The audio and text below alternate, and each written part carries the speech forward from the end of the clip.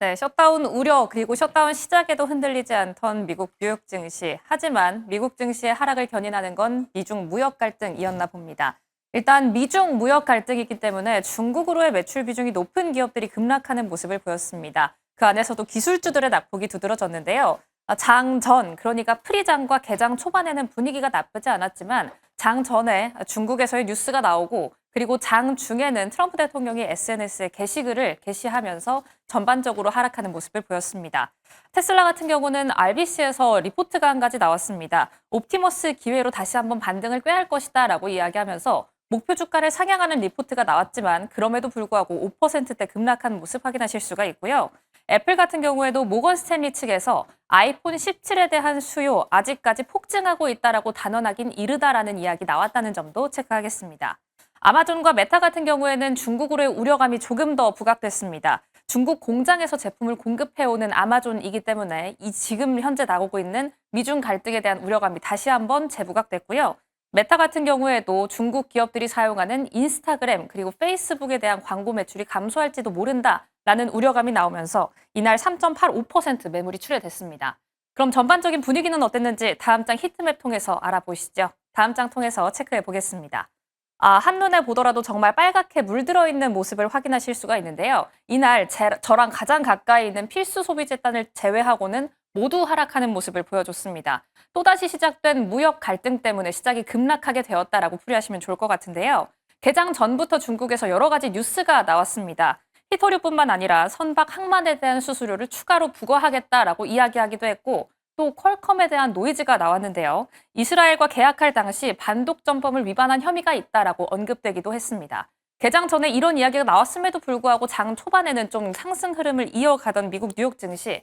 하지만 트럼프 대통령이 트루스 소셜에 이런 이야기를 남겼죠. 에이펙에서 시진핑 주석을 만날 이유가 없어졌다라고 이야기를 하면서 양국 간의 두 정상이 만날 가능성이 희박해지는 것 아니냐라는 우려감에 시장이 급락하는 모습을 보였습니다. 그럼 섹터별로 흐름 한번 체크해 보시죠. 이날 반도체 기업들의 하락이 정말 두드러졌는데요.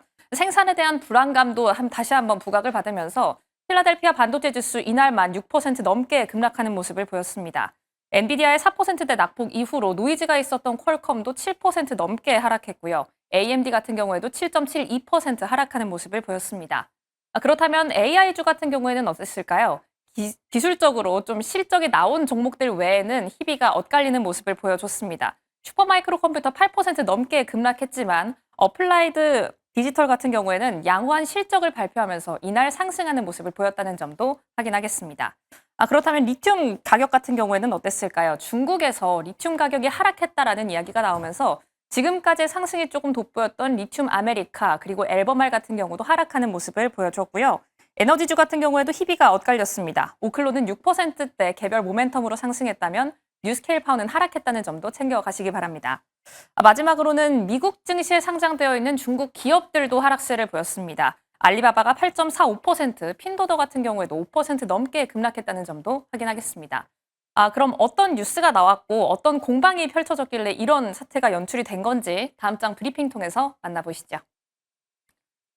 트럼프 대통령이 중국의 히토류 통제에 대해서 매우 이상한 일이다라고 직접적인 언급을 남기고 나섰습니다. 사실 트럼프 대통령이 이렇게나 직접적으로 언급을 하는 건 정말 다반한 일이기 때문에 왜 이렇게 좀 민감하게 반응을 했을까라는 생각이 들기도 하는데 일단 좀 시장이 주목했던 건 미중 간의 무역 전쟁이 다시 한번 시작됐다. 그리고 타이밍적으로 봤을 때도 10월 말에 우리나라 경주에서 열리는 에이펙에서 두 정상이 당연히 만날 것이라고 생각했는데 이게 불발될 수도 있다라는 긴장감에 미증시가 급락한 것으로 풀이되고 있습니다. 특히나 트럼프 대통령은 이런 이야기도 내놨는데요. 적대 행위라고 이야기하면서 단어를 명확하게 규정을 한 겁니다. 일단 앞서서 트루스 소셜에 트럼프 대통령이 뭔가를 올렸다라고 말씀을 드렸는데 전문을 캡처해 왔습니다. 이렇게 핸드폰으로 캡처하기만 해봐도 3장이 넘어가는 분량을 확인하실 수가 있는데 지금까지 중국에 관한 이야기를 할 때 올렸던 게시글 중에서는 가장 길이가 길다라고 합니다. 일단 3장의 게시글 어떤 내용이 주가 되었냐라고 요약을 해보면 이렇습니다. 중국이 생산에 사용되는 모든 요소를 통제하기를 원한다라고 미국에게 이야기했다라는 내용과 함께 이는 시장을 마비시키는 행위고 전 세계 그리고 특히나 되돌아가면 중국에 가장 어려움을 주는 행위다라고 이야기를 했고요. 마지막으로는 이 부분이 증시를 급락시킨 원인이 됐습니다. 에이펙 회의에서 시진핑 주석을 만날 이유가 없어졌다라고 공개적으로 이야기를 하고 나선 거죠. 그럼 지금까지는 트럼프 대통령이 남긴 글을 확인해 봤다면 중국과 미국이 서로를 향해서 얘기했던 타임라인별로 어떤 내용이 가장 최신으로 나왔는지 체크해 보시죠.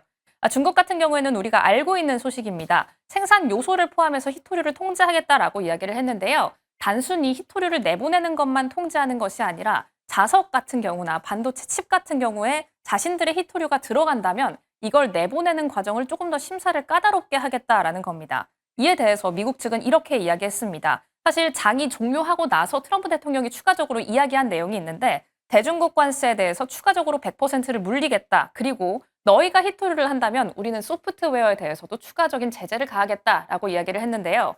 가장 최신 주말에 나온 소식으로는 이렇습니다. 중국 상무부에서는 만약 희토류 수출을 신청받고 싶다면 그 수출에 대한 데이터 자체 그리고 문서 자체도 중국어로 언급을 해라라고 이야기를 한 상태입니다.